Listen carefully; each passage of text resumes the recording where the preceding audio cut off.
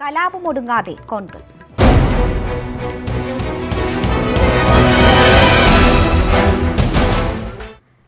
ഉമ്മൻചാണ്ടിക്കെതിരെയുള്ള കടന്നാക്രമണം അവസാനിപ്പിക്കാതെ PJ. Kurian. തന്നെ ഇല്ലാതാക്കാൻ കഴിയില്ലെന്ന് മനസ്സിലായതോടെയാണ് ഉമ്മൻചാണ്ടി രാജ്യസഭാ സീറ്റ് സ്വർണ്ണത്തളികയിൽ വെച്ച് മാണിക്ക് നൽകിയതെന്ന് പി.ജെ. കുര്യൻ ആരോപിച്ചു. ഉമ്മൻചാണ്ടി തനിക്ക് വേണ്ടി വ്യക്തിപരമായി എന്ത് സഹായമാണ് ചെയ്തതെന്ന് വ്യക്തമാക്കണമെന്നും പി.ജെ. കുര്യൻ തിരുവല്ലയിൽ പറഞ്ഞു.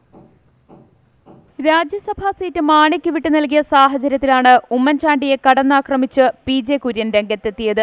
പി.ജെ. കുര്യന് വ്യക്തിപരമായ സഹായങ്ങൾ ചെയ്തിട്ടുണ്ടെന്ന് ഉമ്മൻചാണ്ടി കഴിഞ്ഞ ദിവസം ആരോപിച്ചിരുന്നു.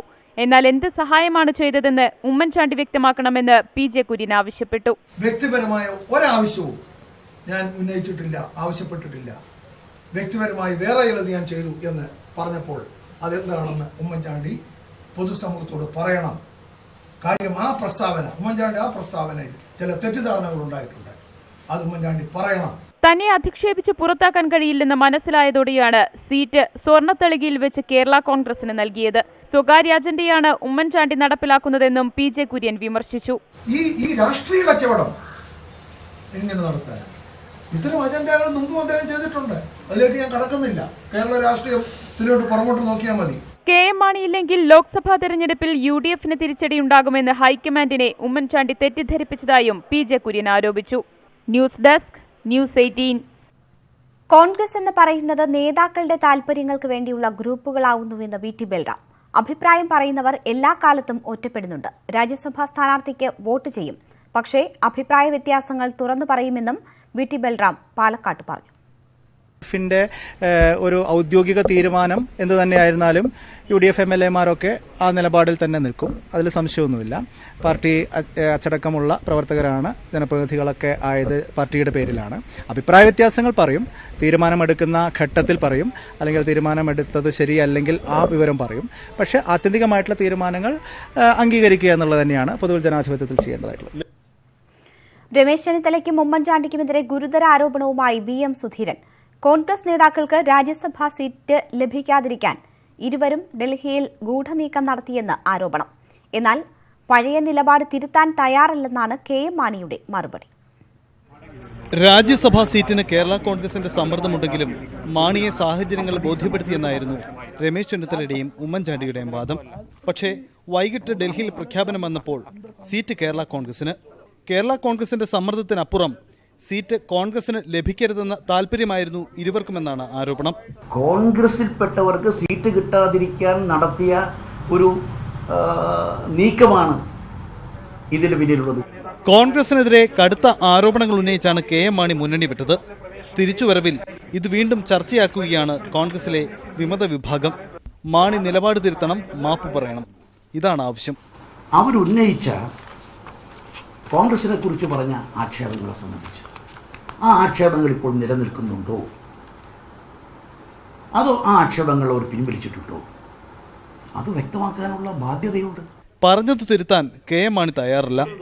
ഒരു കാര്യം ചെയ്യാം, ഈ കോൺഗ്രസ് നേതാക്കൾ അവരൊക്കെ പറഞ്ഞിരിക്കുന്ന ഒരു അഭിപ്രായമായിട്ട് എന്നോട് പറയണ്ട, അത് കൂടുതൽ അകൽച്ച ഉണ്ടാക്കണ്ട. ജോസ് കെ മാണി സ്ഥാനാർത്ഥിയാവുന്നതോടെ ലോക്സഭയിലെ UPA-യുടെ ഒരംഗം കുറയും. ഇതൊഴിവാക്കാൻ പകരം മറ്റൊരാളെ കേരള കോൺഗ്രസ് തെരഞ്ഞെടുക്കണമെന്ന വാദവും കോൺഗ്രസിൽ നിന്നും ഉയർന്നു തുടങ്ങി. ലോക്സഭയിൽ UPA-യുടെ ഒരു സീറ്റ് നഷ്ടപ്പെടുന്ന സാഹചര്യം ഉണ്ടാക്കരുത്. ന്യൂസ് 18 തിരുവനന്തപുരം. രാജ്യസഭാ സീറ്റ് കേരള കോൺഗ്രസിന് നൽകിയതിനെ ന്യായീകരിച്ച് പി.കെ. കുഞ്ഞാലിക്കുട്ടി. പാർലമെന്റ് തെരഞ്ഞെടുപ്പിൽ UDF മുന്നേറ്റമുണ്ടാക്കുക എന്ന ലക്ഷ്യത്തോടെ നടത്തിയ നീക്കമാണ് ഇത്. UDF ഒറ്റക്കെട്ടാണെന്നും നിലവിലെ പ്രശ്നങ്ങൾ ചായക്കൊപ്പയിലെ കൊടുങ്കാറ്റായി ഒടുങ്ങുമെന്നും കുഞ്ഞാലിക്കുട്ടി പറഞ്ഞു. പരസ്പരമുള്ള അകൽച്ച ഉണ്ടാക്കുന്ന ആ ചർച്ചകളൊക്കെ ഒഴിവാക്കി പാർലമെന്റ് തെരഞ്ഞെടുപ്പിൽ എല്ലാവരും കൂടി ഒറ്റക്കെട്ടായി നിന്ന് BJP-യെയും അതുപോലെ തന്നെ കേരളത്തിൽ ഇടതുപക്ഷത്തെയും ഒക്കെ തോൽപ്പിച്ച് കോൺഗ്രസ് കൂടുതൽ സീറ്റ് നേടാൻ നോക്കണം, UPA-യും UDF-ഉം കൂടുതൽ സീറ്റ് നേടാൻ നോക്കണം. അതാണ് ഞങ്ങൾ അതിനുവേണ്ടി ഇനിയും വർക്ക് ചെയ്യും. ആ ഒരൊറ്റ ലക്ഷ്യമാണ്. ചായക്കോപ്പയിലെ കൊടുങ്കാറ്റായി എല്ലാം കെട്ടടങ്ങും, അവസാനിക്കും. നോക്കിക്കോളൂ, UDF അതിശക്തമായി തിരിച്ചു വരും.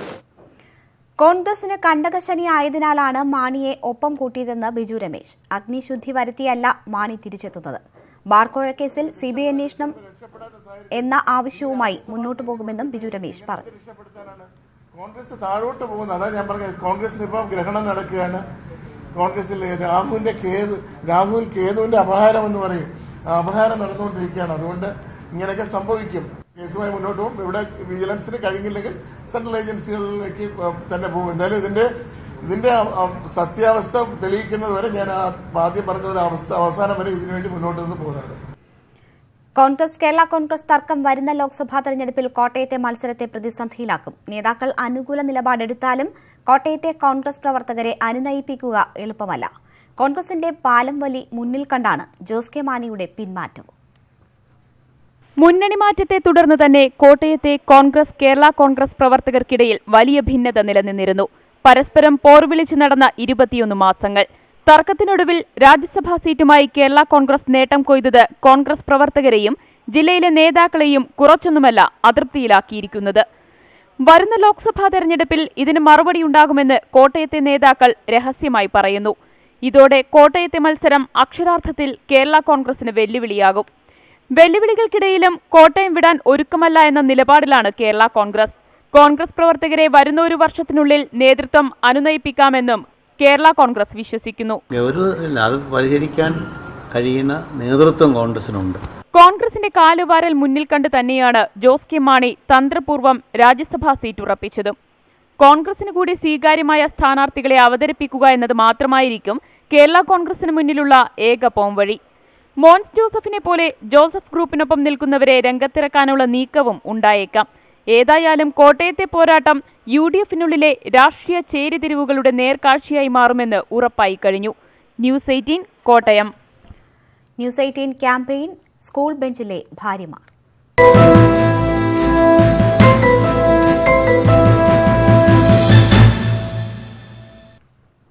എത്ര എതിർത്തിട്ടും വിവാഹിതയാകേണ്ടി വന്നുവെന്ന് 16-കാരിയായ +1 വിദ്യാർത്ഥിനിയുടെ വെളിപ്പെടുത്തൽ. മഹല്ലുകളുടെ ഒത്താശയോടെയാണ് വിവാഹം നടക്കുന്നത്. സ്വന്തം ക്ലാസ്സിലെ പലരും 15ഉം 16ഉം വയസ്സിൽ വിവാഹിതരാവുകയാണ് എന്നും വിദ്യാർത്ഥിനി പറഞ്ഞു. 16 വയസ്സിന് മുൻപ് പെൺകുട്ടികളെ നിർബന്ധിച്ച് വിവാഹം കഴിപ്പിക്കുന്നത് കുറയുന്നില്ല എന്നാണ് ന്യൂസ് 18 അന്വേഷണത്തിൽ വ്യക്തമാകുന്നത്. News 18 big breaking. എത്ര വയസ്സിലാണ് കല്യാണം കഴിഞ്ഞത്? ഇപ്പോൾ 16. വീട്ടിൽ ശരിക്കും വഴിയില്ല. അപ്പോൾ അങ്ങനെ ചെക്കന്മാരൊന്നും വരില്ല പറഞ്ഞു. പിന്നെ കുറച്ച് കഴിഞ്ഞാൽ പെൺകുട്ടികളെ കാണാൻ ഭംഗിയുണ്ടാവില്ല അങ്ങനെയൊക്കെ പറഞ്ഞു. പിന്നെ പൈസന്റെ പ്രശ്നമുണ്ട് വീട്ടില്. കുടുംബിനിയാകേണ്ടി വന്ന +1 വിദ്യാർത്ഥിനി അനുഭവം ഇങ്ങനെ തുറന്നു പറയുകയാണ്. വീട്ടിലെ സാമ്പത്തിക ബുദ്ധിമുട്ടുകൾ പറഞ്ഞ് വിവാഹം കഴിക്കാൻ നിർബന്ധിക്കും. വിവാഹശേഷവും സ്വന്തം വീട്ടിൽ തന്നെയാണ് തുടരുക. ഭർത്താവ് വീട്ടിൽ വന്നുപോകും. നാട്ടുകാർ പലരും അറിയില്ല. പഠനം പിന്നെ കഷ്ടത്തിലാകും. ഞങ്ങളെ ക്ലാസ്സിൽ തന്നെ കുറെ കുട്ടികൾ നടന്നിട്ടുണ്ട്. പക്ഷെ പുറത്തേക്ക് അങ്ങനെ വരില്ല. അടുത്തിരുന്ന് പഠിക്കുകയാണെങ്കിലും ഇത് നടന്നു എന്ന് പറയില്ല. ആർക്കും അങ്ങനെ താല്പര്യം ഉണ്ടാവില്ല. എല്ലാരും പഠിച്ചുകൊണ്ട് ഹസ്ബൻഡ് വീട്ടിലേക്ക് വരുമോ? ആ, വീട്ടിൽ വരാറുണ്ട്.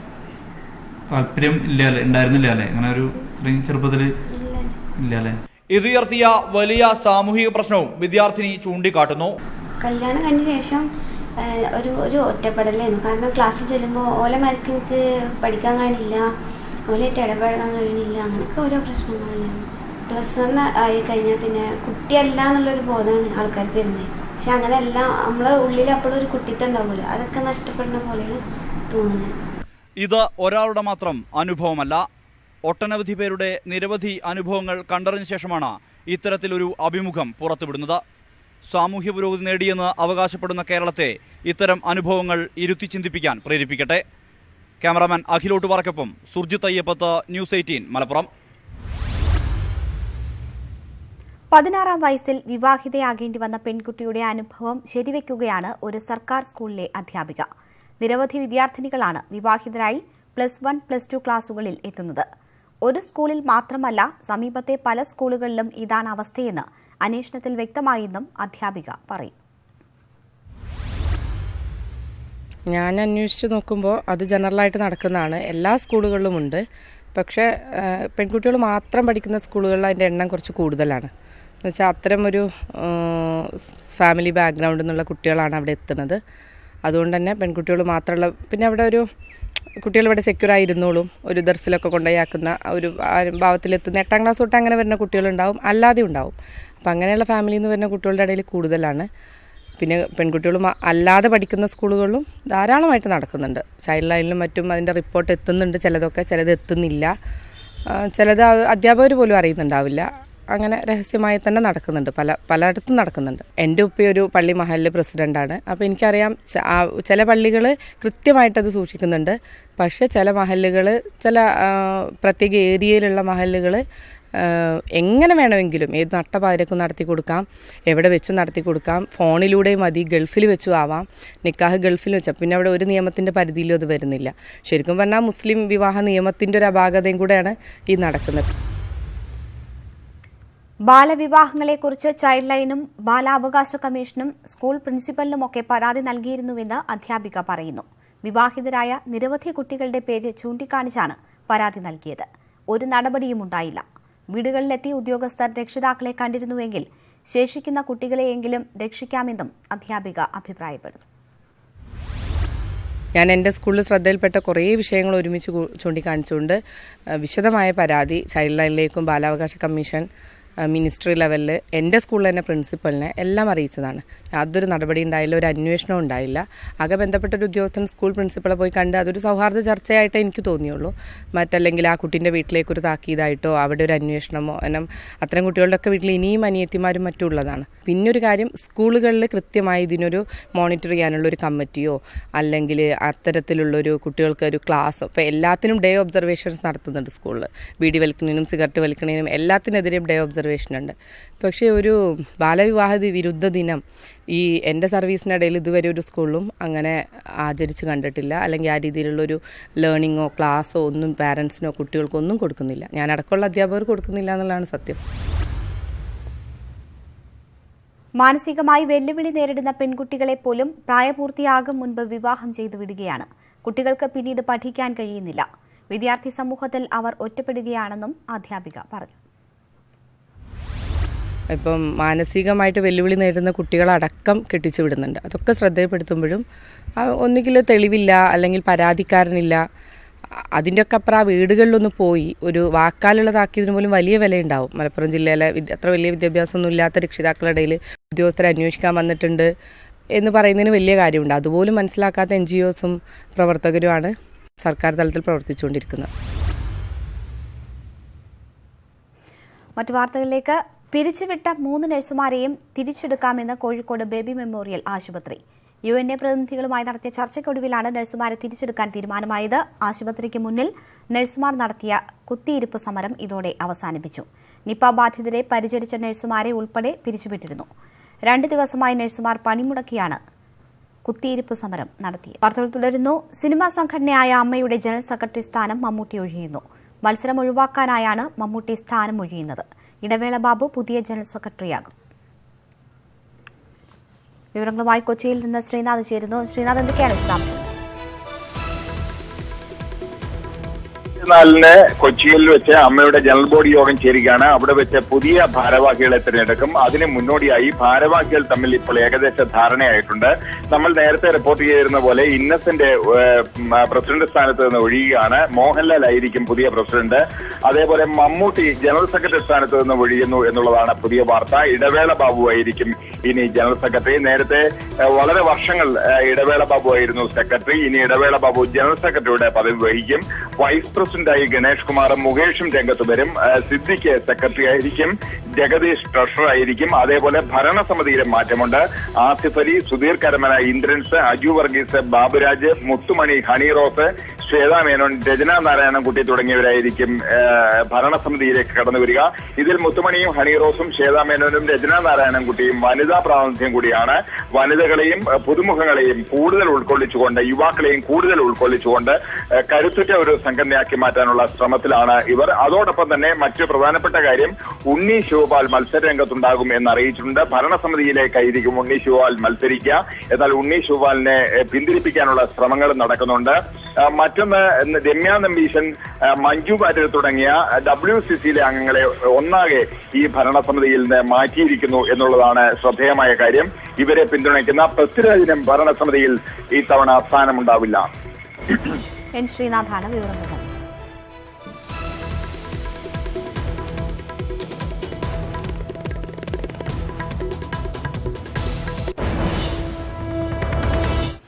ആലുവയിൽ പോലീസിന്റെ മർദ്ദനമേറ്റ് ഉസ്മാന്റെ കുടുംബം നീതി തേടി സമരത്തിലേക്ക്. മർദ്ദിച്ച പോലീസുകാർക്കെതിരെ നടപടിയെടുത്തില്ലെങ്കിൽ പോലീസ് സ്റ്റേഷന് മുന്നിൽ നിരാഹാരമിരിക്കുമെന്ന് ഉസ്മാന്റെ ഭാര്യ ഫെബീന പറഞ്ഞു. എതിരെ ഒന്നുമില്ലെങ്കിൽ ഞങ്ങൾ എന്തായാലും സമരത്തിലോട്ട് തന്നെ ഉറപ്പിച്ച് നിർത്തിക്കണം. എന്തായാലും നീതി കിട്ടും എന്ന് വിശ്വസിച്ച് തന്നെ ഇരിക്കണം. കേസിൽ പ്രതിയാക്കി റിമാൻഡ് ചെയ്തതോടെയാണ് നീതിക്ക് വേണ്ടി സമരം ആരംഭിക്കാൻ ഉസ്മാന്റെ കുടുംബം തീരുമാനിച്ചത്. മർദ്ദിച്ചവർക്കെതിരെ നടപടി കൂടിയേ തീരുവെന്നും ഫെബീന പറയുന്നു. കേസിൽ ഈ മാസം 22 വരെ ഉസ്മാനെ കോടതി റിമാൻഡ് ചെയ്തിരിക്കുകയാണ്. ആശുപത്രിയിൽ നിന്നും ഡിസ്ചാർജ് ചെയ്താൽ ഉസ്മാനെ ജയിലിലേക്ക് മാറ്റും. കുറ്റക്കാരായ പോലീസുകാരെ സംരക്ഷിക്കുകയാണെന്ന് ഉസ്മാന്റെ സഹോദരൻ ആരോപിച്ചു. ഈ പോലീസിനെ സംരക്ഷിക്കുക എന്നുള്ള ലക്ഷ്യത്തോടുകൂടിയാണ് ഇപ്പോൾ പോലീസും ഗവൺമെന്റും ഈ പ്രതികൾക്കെതിരെ മറ്റുള്ളവർക്കെതിരെ തിരിഞ്ഞിരിക്കുന്നത്. ഉസ്മാനെ മർദ്ദിച്ച കേസിൽ പ്രതികളായ പോലീസ് ഉദ്യോഗസ്ഥരുടെ അറസ്റ്റ് ഇതുവരെ രേഖപ്പെടുത്തിയിട്ടില്ല. ന്യൂസ് 18 കൊച്ചി. തിരുവനന്തപുരത്ത് നിന്ന് മംഗലാപുരത്തേക്ക് ഒരു ട്രെയിൻ കൂടി. കൊച്ചുവേളി മംഗലാപുരം അന്ത്യോദയ എക്സ്പ്രസ് സർവീസ് ആരംഭിച്ചു. കൊച്ചുവേളിയിൽ നിന്ന് ആലപ്പുഴ വഴി പോകുന്ന ട്രെയിൻ 12 മണിക്കൂറിനുള്ളിൽ മംഗലാപുരത്തെത്തും. സീറ്റ് റിസർവേഷൻ ഇല്ല. എല്ലാ കോച്ചുകളിലും അൺറിസർവ്ഡ് സീറ്റിംഗ്. ഇതാണ് അന്ത്യോദയ എക്സ്പ്രസിന്റെ പ്രത്യേകത. ശനിയാഴ്ച തലസ്ഥാനത്ത് നിന്ന് വടക്കോട്ടും തിങ്കളാഴ്ച അവിടെ നിന്ന് തിരിച്ച് തലസ്ഥാനത്തെത്താനും കഴിയുന്ന തരത്തിലാണ് സമയക്രമം. കേന്ദ്ര റെയിൽവേ സഹമന്ത്രി രാജൻ ഹൊഗൈൻ ട്രെയിൻ സർവീസ് ഉദ്ഘാടനം ചെയ്തു.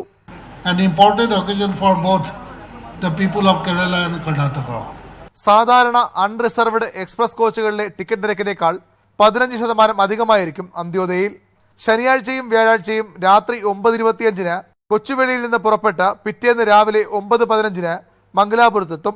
വെള്ളി ഞായർ ദിവസങ്ങളിൽ രാത്രി 8 മംഗലാപുരത്ത് നിന്ന് പുറപ്പെട്ട് പിറ്റേന്ന് രാവിലെ 8:10 കൊച്ചുവേളിയിലും എത്തും.